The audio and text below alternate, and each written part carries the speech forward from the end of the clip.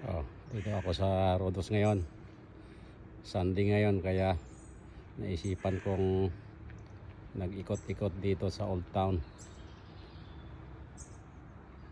Napakalawak pala itong lugar na to.